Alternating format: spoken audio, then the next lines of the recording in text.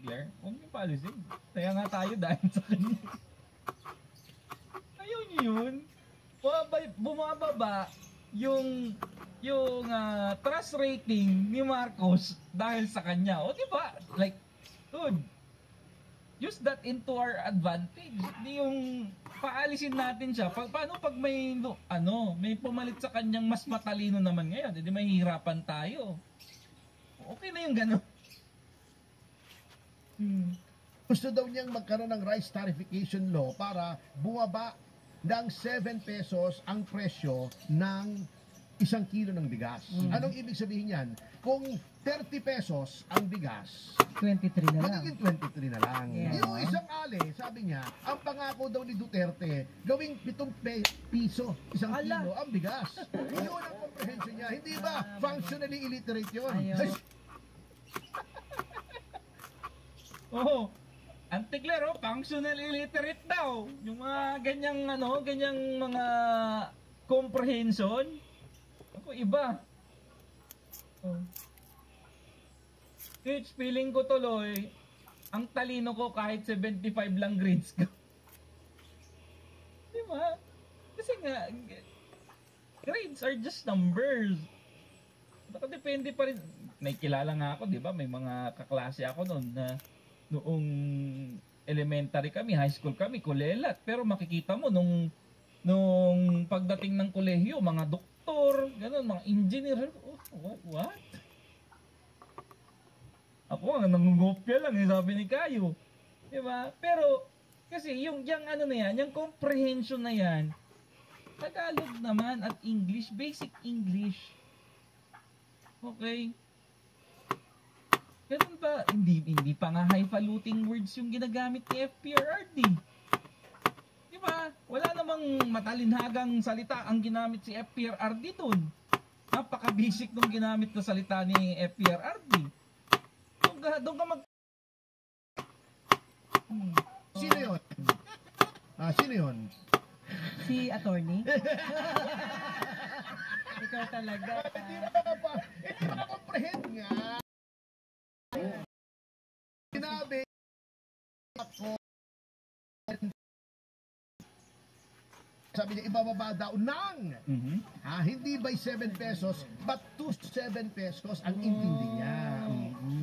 OMG. Hindi ba yan a read and write a simple message in any language or dialect? Di ba? Di ba? Di ba? Hindi, buti pa daw yung functionally illiterate. Marunong mag-compute. Siya di.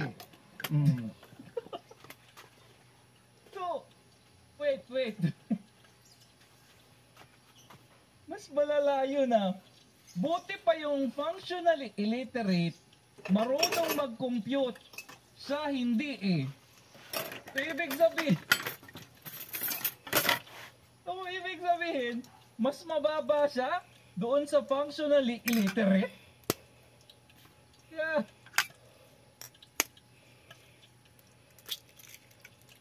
Wawa naman si Auntie Claire.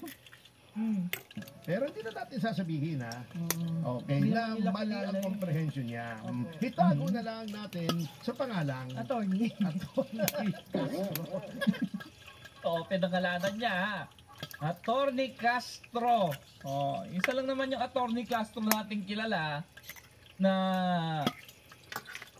nagsabi ng ganon. Diba? Yung isa hindi naman attorney. Namumundok lang. Mountaineering. Mountain hiker yun. Hiker yung isa. Okay? Enjoys hiking with kids.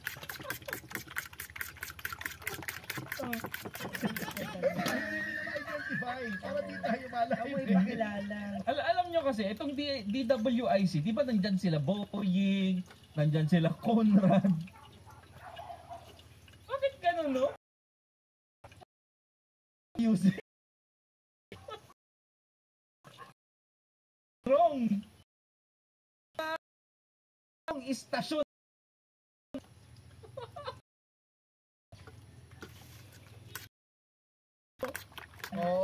So ito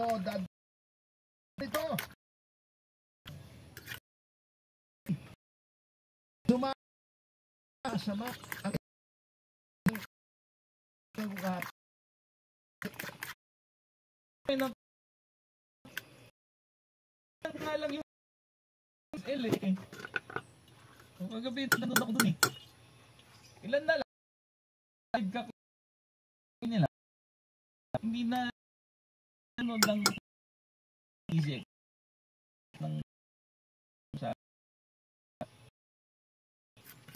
Yes, literacy rate. May dalawa sila nasa top 10 na top universities. Opo. Ay, hindi naman yun lalat. Admin, pro admin. Si pro. Ayaw declare. Diba? Oh. Hindi lang mga DDS yung ayaw sa'yo. Baka yung definition mo na, di ba, sabi niya, gustong-gusto siya ng mga taong bayan. Sa kanya, DDS mo nang i-reject yun. Baka equality.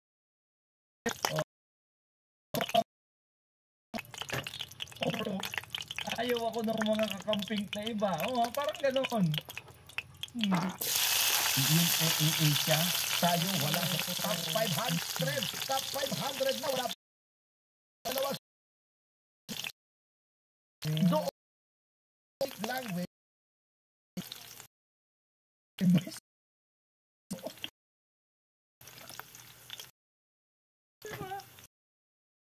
Line up sa Rappler ka sa wala naman Rappler.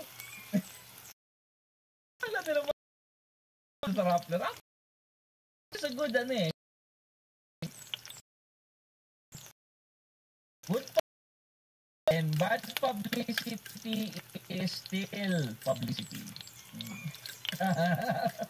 Mas binigyan nyo lang ng ano, binigyan stone.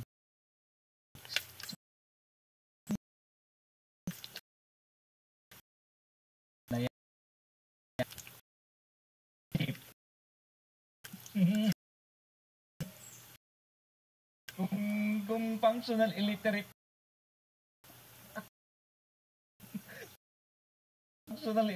ka ha, sa attorney to pass.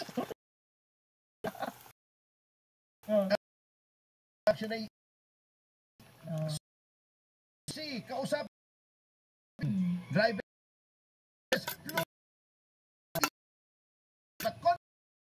naintindihan kayo. Dito, foreigner, sumakay sa taxi, kausapin mo. Kasi nga, ginawang i-clip para pwede i-play.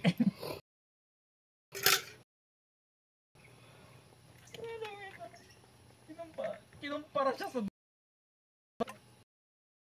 naman kayo naman. Ko loud kung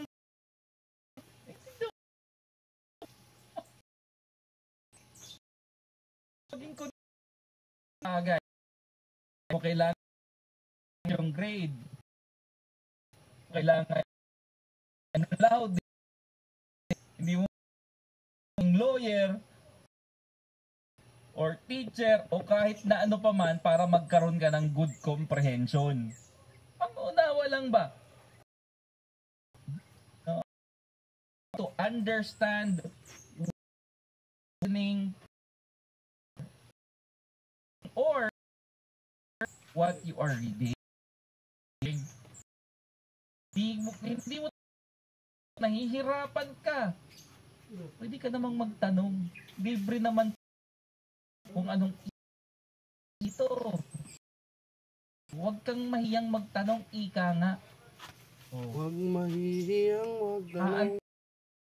Na maging Yusek Castro ka. Diba hindi? Ito lamang guys. Maraming salamat. Mr. Mark out.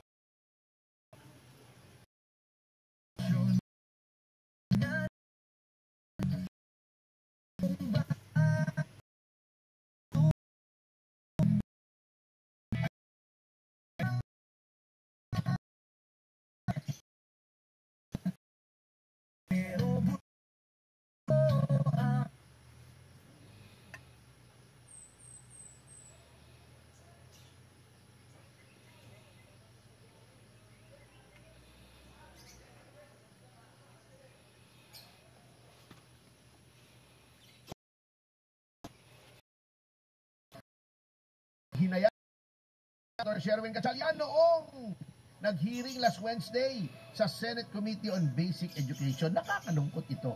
Totoo po. Ito pala ang difference. Yung basically illiterate ay 6 million ang bilang. Cannot pa rin, no? read, cannot write, Ang dami pa rin, no? Yun lang yung nakaka-frustrate, no?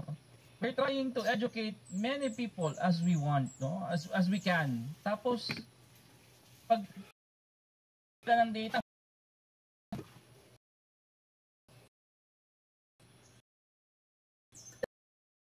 pwede ano ito magkano sukli. Hindi alam sa meron konsihala. Ano si konsihala si Nori. ay, tibak pala to eh. Yan pala eh. Alay nakalimutan. Tawag Nori. Nori ang pangalan. No right. Counselor? Oo. Diba ang isa sa mga requirements able to read and write? Yes. Daw illiterate. No. Malakas. Functionally illiterate lang. Paano kaya? Kasi able pinaka-basic na qualification, medyo hindi ka napasok. Kaya yun. Yun lang. Ang functionally illiterate pala ay marunong sumulat, Okay. magbasa, marunong mag-compute, pero yun lang, hanggang doon lang. Yan. Marunong sila na makaintindi ng mga bata. Mabuti po. Sulat ng basic na message.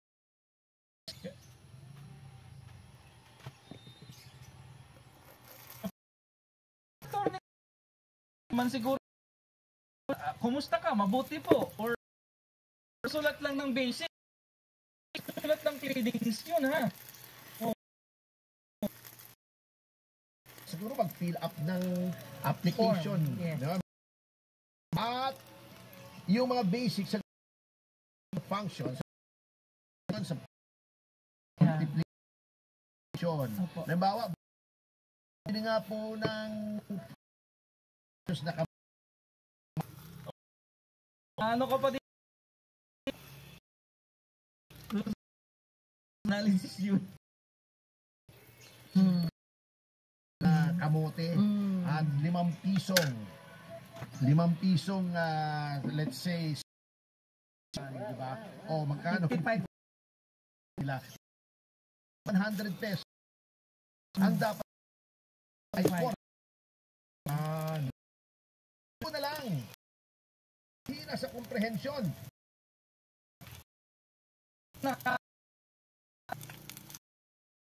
Judge me. Quick.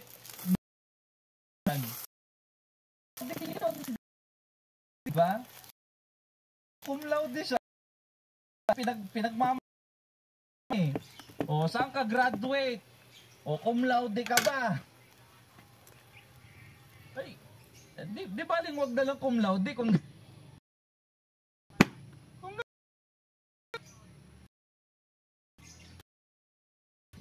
baling wala ng cum laude. Anong nag-graduate siya?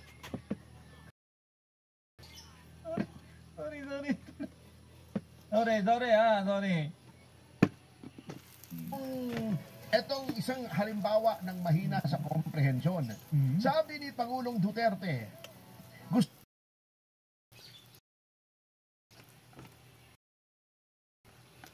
dalawa lang.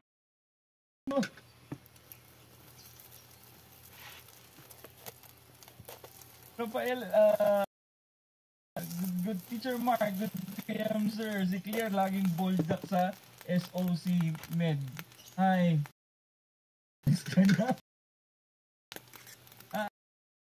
Alis, Lionales. Kaya nga tayo dahil sa kanya.